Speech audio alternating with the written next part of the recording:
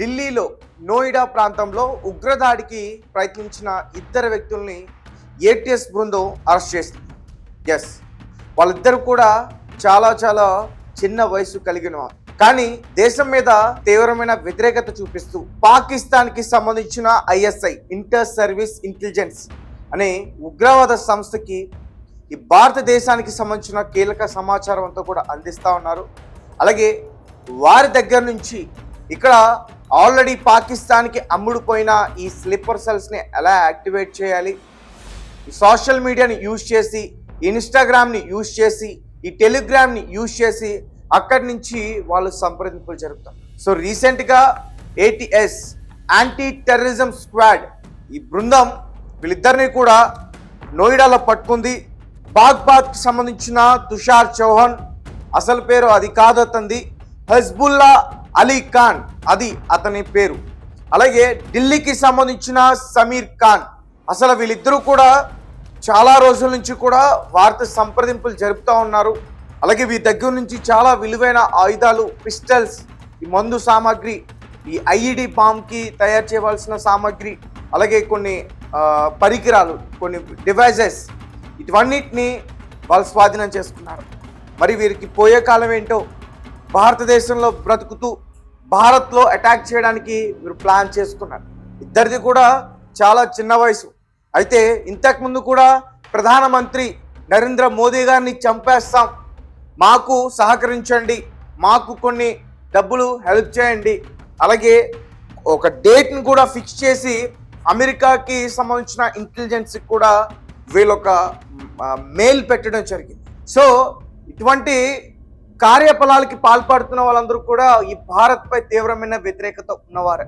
దీనికి కారణం ఏంటంటే భారత్ ఎదుగుదల చూడలేకపోతున్నారు. ఇదంతా ఒక ఎత్తు అయితే, రీసెంట్గా దాదాపు 1 సంవత్సరం జరిగింది పహల్గామ్ అటాక్. ఏదైతే ఉగ్రవాదులు 4 వచ్చి భారతదేశానికి సంబంధించిన 26 మందిని అతి దారుణంగా చంపేశారు. అది కూడా నువ్వు హిందువా కాదా అని అడిగి మరీ చంపేశారు. కల్మా చెప్పమని కూడా, కల్మా చెప్పకపోతే వాళ్ళని చంపేశారు. సో దీంతో భారత్ ఆపరేషన్ సింధూర్ పేరుతో ఈ పాకిస్తాన్కి సంబంధించిన ఈ పిఓకే, పాకిస్తాన్ ఆక్యుపైడ్ కాశ్మీర్, అటువంటి ప్రాంతాల దగ్గరున్న ఈ ఉగ్రవాద సంస్థ, అలాగే వారి శిబిరాలు, వాటిపైన అటాక్ చేసి పూర్తిగా ధ్వంసం చేసింది.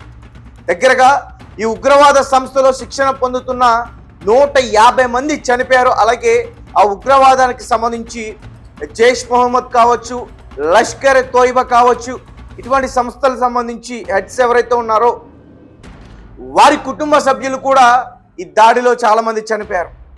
కేవలం 20 నిమిషాల్లో ఇదంతా కూడా పూర్తి చేసుకుని వచ్చింది భారత్. ఒకవేళ మీరు ఇంకా కవ్వింపు చర్యలకు పాల్పడితే ఈసారి అటాక్ ఇంకా తీవ్రంగా ఉన్నట్టు హెచ్చరించి భారత్ ఆ రోజు యుద్ధాన్ని క్లోజ్ చేస్తుంది. అమెరికా కూడా భారత్ ఎక్కడ ఇంకా తీవ్ర స్థాయిలో విరుచుకుపడుతుందని చెప్పి పాకిస్తాన్ అమెరికాని వేడుకోవటం, అమెరికా భారత్ని వేడుకోవటం, యుద్ధం ఆపాలని చెప్పేసి ఆ రకంగా రోజు యుద్ధం అయితే ఆగింది. ఒకరిపైన ఒకరైతే దాడులు చేసుకున్నారు డ్రోన్స్తో, అలాగే కొన్ని మిసైల్స్తో కూడా అటాక్స్ జరిగాయి.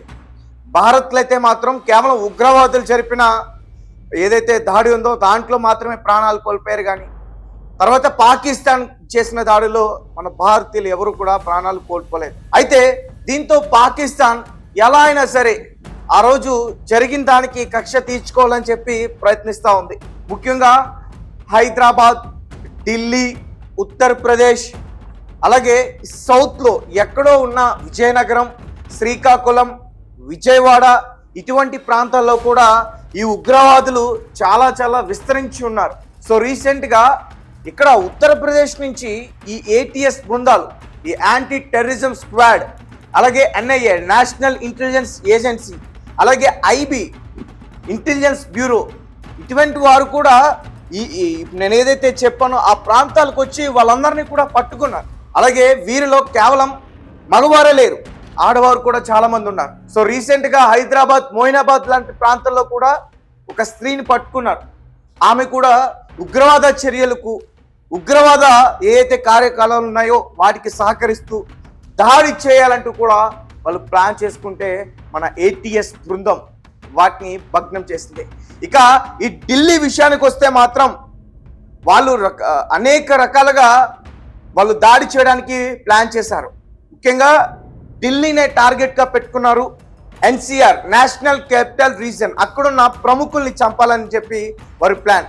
అలాగే పబ్లిక్ ప్లేసెస్ని టార్గెట్గా పెట్టుకున్నారు. అటువంటి ప్లేసెస్లో బ్యాగ్స్ ఉంటాయి, లగేజ్ బ్యాగ్స్లో అటువంటి దాంట్లో బాంబు, ఈ ఐఈడి బాంబులు అమర్చి అక్కడ బ్లాస్ట్ చేయాలంటూ కూడా వారు ప్లాన్ చేసుకున్నారు. అలాగే కేవలం ఈ ఐఈడి బాంబ్సే కాకుండా home made bomb, pipe bomb, road side bomb, అలాగే వెహికల్ బోర్న్ ఐఈడి, ఇటువంటి బాంబ్స్ అన్నింటినీ కూడా ఐఎస్ఏ అక్కడి నుంచి ఎలా తయారు చేయాలనేది ఇన్స్టాగ్రామ్ వేదికగా వీరికి నేర్పిస్తుంది.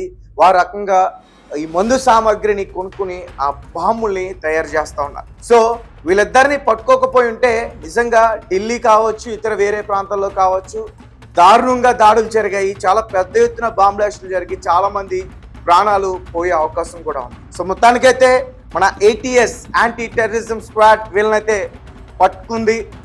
ఇంకా వాళ్ళని విచారించింది. వాళ్ళు విచారించిన సమయంలో చాలా చాలా కీలకమైన విషయాలు బయటపడ్డాయి. అంటే వారు ఎక్కడెక్కడ బాంబ్ బ్లాస్టులు చేయడానికి ప్లాన్ చేసుకున్నారో ఆ ప్రాంతాలు ఏంటో ఒక మ్యాప్ అంతా కూడా రెడీ చేసుకున్నారు. సో చూడండి, పాకిస్తాన్కి సంబంధించిన ISI inter service intelligence. So ఉగ్రవాద చర్యలకు మాకు ఎటువంటి సంబంధం లేదంటూనే డైరెక్ట్గా ఉగ్రవాదులతో ఇన్వాల్వ్మెంట్ ఉంటూ ఎప్పటి నుంచో భారత్కి పట్టుబడుతుంది.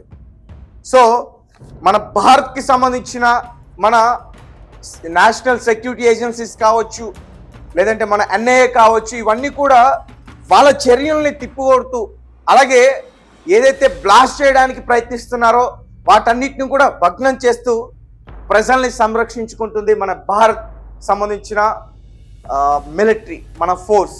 కానీ జరగరానిది మాత్రం జరిగితే, పెద్ద ఎత్తున ఏదైనా దాడి జరిగినా ఖచ్చితంగా భారత్ పాకిస్తాన్ని పూర్తిగా అంతం చేయడానికి సిద్ధమవుతుంది. ఆల్రెడీ మన డిఫెన్స్ మినిస్టర్ రాజ్నాథ్ సింగ్ మొన్ననే కేరళ వేదికగా హెచ్చరించారు. ఈసారి ఎల్ఓసి అక్కడ కనుక మీరు కవ్వింపు చర్యలకు పాల్పడితే డ్రోన్స్ని పంపించి వాళ్ళు కొన్ని కవ్వింపు చర్యలకు పాల్పడుతున్నారు. సో అలాంటివి కనుక చేస్తే ఈసారి డైరెక్ట్గా యుద్ధం చేయడానికి మేము సిద్ధం అవుతాం, మీరు మమ్మల్ని ఎదుర్కోలేరు, అనవసరంగా మీరు మీ సివిలియన్స్ ప్రాణాలు కోల్పోతారంటూ కూడా డిఫెన్స్ మినిస్టర్ రాజ్నాథ్ సింగ్ అయితే క్లియర్గా చెప్పడం జరిగింది. సో మొత్తానికి ఈ ఉగ్రవాదులు భారత్ పైన ఈ పహల్గామ్ అటాక్ ఎప్పుడైతే జరిగిందో అప్పటి నుంచి కూడా ప్రతీకారం తీర్చుకోవాలని ప్రయత్నిస్తూ ఉన్నారు. పబ్లిక్ ప్లేసెస్ని టార్గెట్ చేసుకున్నారు. అలాగే ఈ సెక్యూరిటీ ఫోర్సెస్కి సంబంధించిన ఏవైతే ఆ సంస్థలు ఉంటాయో వాటిని టార్గెట్ చేసుకున్నారు. భారత్కి ఎంతో ముఖ్యమైన ఇన్ఫ్రాస్ట్రక్చర్ను కూడా టార్గెట్ చేసుకున్నారు కొన్ని ప్లేసెస్లో. వాటన్నిటిని కూడా అటాక్ చేసి దెబ్బతీయాలని చెప్పేసి ప్రయత్నిస్తూ ఉన్నారు. కానీ మన బృందాలు వాటిని భగ్నం చేస్తూ ఉన్నారు. సో వీళ్ళిద్దరిని కూడా అసలు ఏం చేయాలంటారు? బాగ్పాత్కి సంబంధించిన తుషార్ చౌహాన్, అసలు పేరు అది కాదు, అతని పేరు హిజ్బుల్లా అలీ ఖాన్. అలాగే ఢిల్లీకి సంబంధించిన మరొక వ్యక్తి సమీర్ ఖాన్. వీళ్ళిద్దరిని కూడా అసలు ఏం చేయాలంటారు? ప్రస్తుతం వాళ్ళిద్దరిని కూడా అదుపులోకి తీసుకుని విచారిస్తూ ఉన్నారు. విచారణ ఇచ్చినప్పుడు చాలా విషయాలు కూడా బయటపడ్డాయి. వారు ఎక్కడెక్కడ టార్గెట్ చేసుకుని ప్లాన్ చేయాలనుకున్నారో దాడి చేయడానికి అవన్నీ కూడా ఇప్పుడు బయటపడ్డాయి. మొత్తానికైతే అలర్ట్ చేసింది. సో అనేక ప్రాంతాల్లో కూడా ఈ ఉగ్రవాదుల చర్యలకు పాల్పడుతున్న పరిస్థితి అయితే ఉంటుంది. మీకు ఎక్కడైనా సరే ఆ ప్లేస్ సస్పిషియస్గా కనిపించినా, కొంచెం అనుమానంగా కనిపించినా వెంటనే మీరు పోలీసులకి కాల్ చేయండి. ఏదైనా ఎమర్జెన్సీ నెంబర్ వచ్చినా దాన్ని గుర్తుపెట్టుకోండి. పబ్లిక్ ప్లేసెస్లో ముఖ్యంగా ఎక్కువగా వీళ్ళు టార్గెట్ చేస్తూ ఉంటారు. ఎవరైనా ఒక అనుమానమైన వ్యక్తి కనిపించినా మీరు వెంటనే పోలీసులకు ఇన్ఫార్మ్ చేయండి.